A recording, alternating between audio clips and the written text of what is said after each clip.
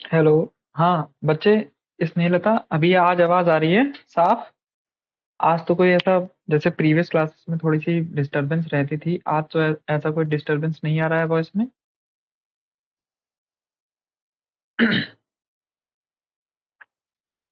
Background noise जैसा? Background noise तो नहीं आ रही है? पिछली कुछ क्लासेस हम लोग की डिस्टर्ब हुई इसी चक्कर में कि बैकग्राउंड नॉइज आती थी, आप लोग को वॉइस नहीं आती थी।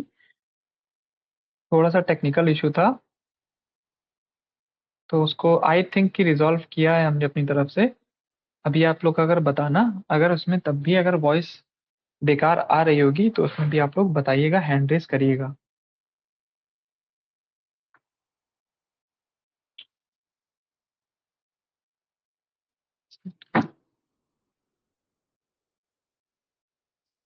ठीक है, देखिए सेशन जो उस दिन पढ़ाया गया था सेल डेथ, उसको आज फिर से हम लोग पढ़ाएंगे। पिछली क्लास एकदम में आवाज आवाज नहीं आ रही थी, वॉइस एकदम अनक्लियर थी, हमने रिकॉर्डिंग भी चेक की तो उसमें भी वॉइस काफी ज्यादा अनक्लियर थी, तो हमने उस रिकॉर्डिंग को भी हटा दिया था।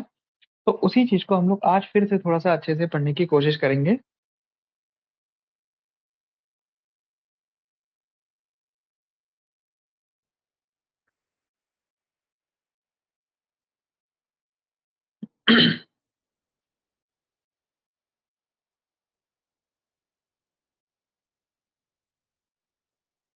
अब आई थिंक कोई इश्यू नहीं आएगा वॉइस के अकॉर्डिंग, वॉइस से लेकर कोई इश्यू नहीं आना चाहिए। चलिए, आता है तो उसको भी टैकल करेंगे हम लोग। आज से हम लोग की क्लास अच्छे से फिर से स्टार्ट हो पाएगी अब। सभी को स्क्रीन आ रही होगी आई थिंक। किसी को नहीं आ रही होगी, कोई भी प्रॉब्लम होती है लेक्चर के दौरान तुरंत वो हैंड रेज करेगा, बैठा नहीं रहेगा। कोई चीज ना समझ में आए, कोई क्वेरी हो, तो वो टॉपिक को खत्म हो जाने के बाद आप लोग से हम कहेंगे हैंड रेज करिए। और किसी को कोई पूछना होगा तो उसमें अपनी क्वेरीज बिना झिझक के हम लोग डिस्कस करते हैं यहाँ पे। ठीक। देखो, तो सेल डेथ हमने बताया था। सेल डेथ का मतलब क्या है? सेल का मर जाना। जैसा कि नाम बता रहा है, सेल का मर जाना। तो सेल के मर जाने के दो तरीके होते हैं। ठीक। तो वो मेडिकल साइंस में अपोप्टोसिस कहा जाता है, एक को नेक्रोसिस कहा जाता है। ठीक। अब अपोप्टोसिस नेक्रोसिस को जब हम लोग डिटेल में पढ़ेंगे तो हम लोग को पता चलेगा कि दोनों के बीच में डिफरेंस क्या होता है। ठीक है। तो इन्हीं दोनों को हम लोग को थोड़ा थोड़ा सा समझते हुए चलना है कि ये है क्या आखिर। देखो, there are two principal types of cell death, necrosis and apoptosis, which differ in their mechanism, morphology and roles in the physiology and disease। जिनकी मैकेनिज्म अलग अलग है, उनकी मॉर्फोलॉजी अलग अलग है। मतलब सेल किन किन स्टेजेस से मॉर्फोलॉजिकली स्ट्रक्चरली कौन कौन से चेंजेस अंडरगो करता है, दोनों के अंदर वो अलग अलग रहता है थोड़ा सा। तो वो हम लोग को कब समझ में आएगा? जब हम लोग दोनों चीज पढ़ लेंगे तब दोनों के बीच का डिफरेंस हम लोग को समझ में आएगा। और उसका फिजियोलॉजी और डिजीज में क्या रोल है, ये भी थोड़ा सा समझ में आएगा। ठीक है। लेमैन भाषा में अगर हम समझाएं, ठीक है, अगर हिंदी में कहें, तो जो नेक्रोसिस होता है वो एक तरीके से सेल को मार दिया जाता है ना। जब सेल कोई काम का नहीं रहता तो उसको जस्ट मार दिया जाता है। और एपोप्टोसिस में क्या होता है, सेल को कह देते हैं कि सेल आप सुसाइड कर लो। ठीक है, सेल में कुछ ऐसी मैकेनिज्म ट्रिगर कर देते हैं जो कि उसको सुसाइड करवा देती है। ये थोड़ा सा sophisticated way of cell death है, और ये थोड़ा सा violent way of cell death है जिसको कह सकते हैं। ठीक।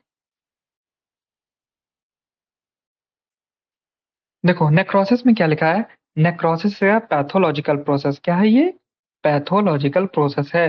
That is the consequence of severe injury, जो किससे होता है, किसी भी प्रकार की सीवियर इंजरी से हो सकता है।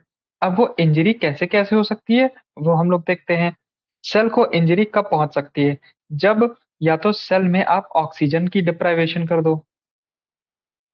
ऑक्सीजन की डिप्राइवेशन कैसे करेंगे, ब्लड वेसल्स में ब्लॉकेज कर दें तो ऑक्सीजन की और न्यूट्रिएंट की डिप्राइवेशन हो जाएगी, और बिना न्यूट्रिशन के ये सेल मर जाएगा। ठीक। एक तो ये हो सकता है। और क्या हो सकता है, एक्सपोजर टू माइक्रोबियल टॉक्सिन, कोई माइक्रोब आए ऐसा खतरनाक सा और वो अपने टॉक्सिन रिलीज करने लगे, उस टॉक्सिक की वजह से ये जो सेल है वो नेक्रोसिस में चला जाए, वो मरने लगे। ठीक है, ये तो हो सकता है।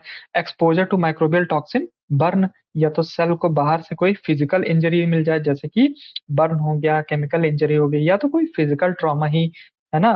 फिजिकल ट्रॉमा यानी मैकेनिकल ट्रॉमा हो सकता है, किसी ने लाठी मार दी, चाकू मार दिया, ऐसा कुछ ट्रॉमा भी हो सकता है जिसकी वजह से सेल को नेक्रोसिस झेलनी पड़ सकती है। नेक्रोसिस का मतलब सेल जो है सड़ के मर जाएगा, हिंदी में मोटा मोटा इसको इस तरीके से समझना है।